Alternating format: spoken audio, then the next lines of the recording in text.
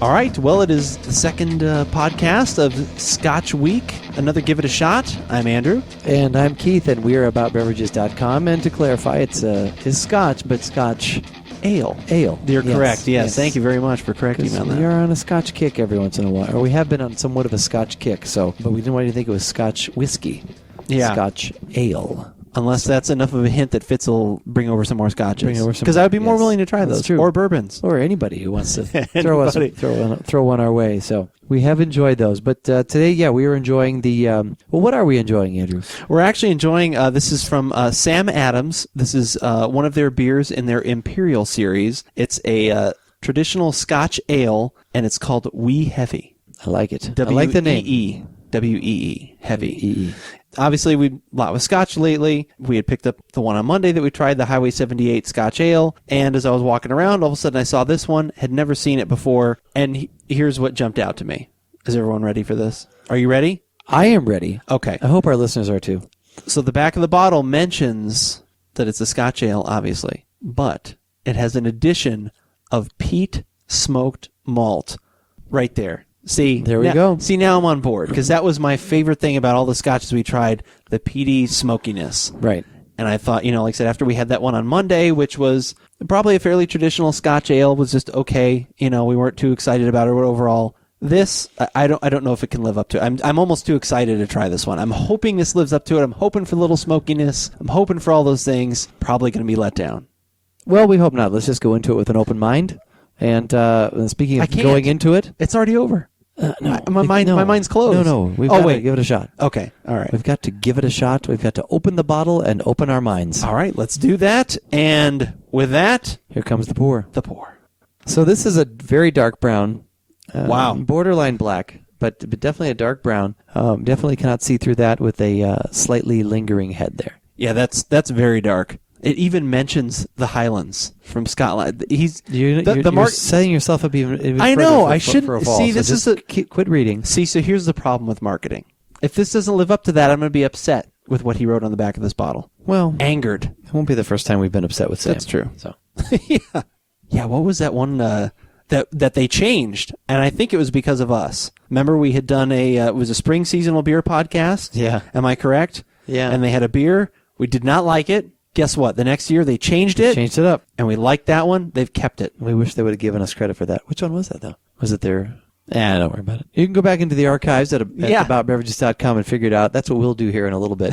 After we get to the aroma and the taste of this beer in front of us here. Have I mentioned the price? I don't think so. And I don't think I have. To mention the alcohol even? We haven't done all these things. Look, I'm flustered. I'm so excited to try this beer. Okay. According to the information we have, year-round availability. Year-round availability. I'm going to bring it down a notch. 10% alcohol. Yes. And 4-pack, right around $10. Okay. As part of their Imperial series, we've had... the Imperial White. We had the White, and I think we also tried their Bock, too. We have. Okay. So we've tried both of those. I do not remember the Bock. The Imperial White, I really liked. Yes. Liked that one a lot. Yeah. Really? But I think that's kind of how I am overall about Bock. Which is similar to a Scotch. Oh, no! No. Well, we'll see. I've chosen the wrong... Oh. No. All right. Moving forward to the aroma? Yes. Okay. It's weird because it doesn't mention it, but I don't get the peat right away, but I do get the sea spray. I was actually just going to comment. That's so weird. That's really good comment on that. So I'm getting very similar to what we tried on Monday, very similar to that same kind of malty, sweet, what you'd want out of a Scotch ale. I'm not going to belabor the point. But then after that, there is that briny sea spray, and then I am getting, like I said, if you swirl it around a good amount, there is a little of that peat smokiness. It's like some of the lighter scotches that we had. It's not like the Highland Park 12-year Scotch. I actually bought that one. It's not quite as smoky as that one, but it's definitely there. All right. Well, so far we've not been disappointed. There's no way. It can't live up to this. Let's hope so. Let's go. All right.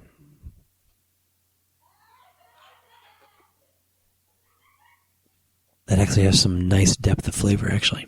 So, for me, it starts out very similar. Same kind. I'm like, okay, it's not going to be too different. Oh, okay. Right. It's all in the finish. The finish on this one is polar opposite. Very different. Yeah, you hold it, savor it a little bit. There's definitely all those characteristics. I don't think it's overly smoky, per se. No.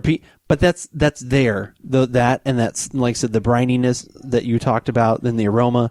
I think that's there. And I think that's what just kind of adds a little level of complexity, which I was looking for in other, Scotch ales. That's pretty tasty.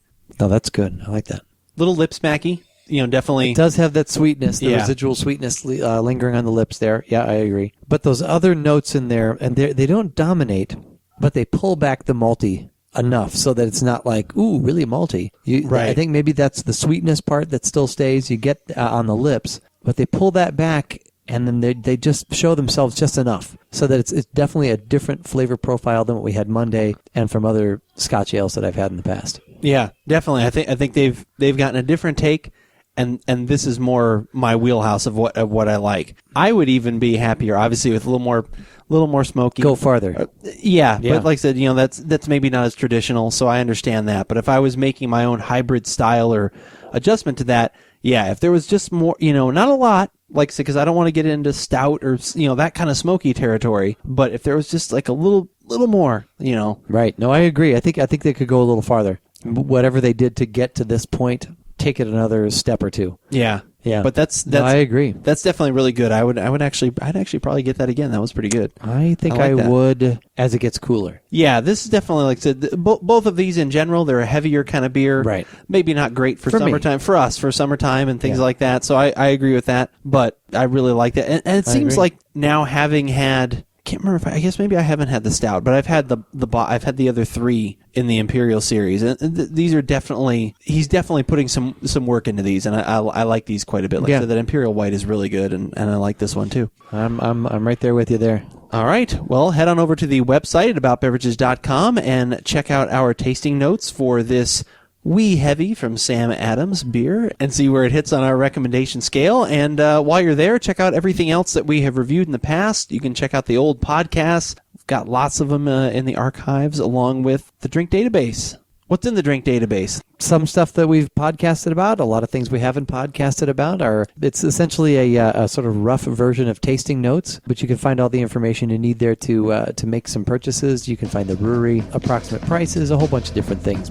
But whether we like it or not, you should give it a shot.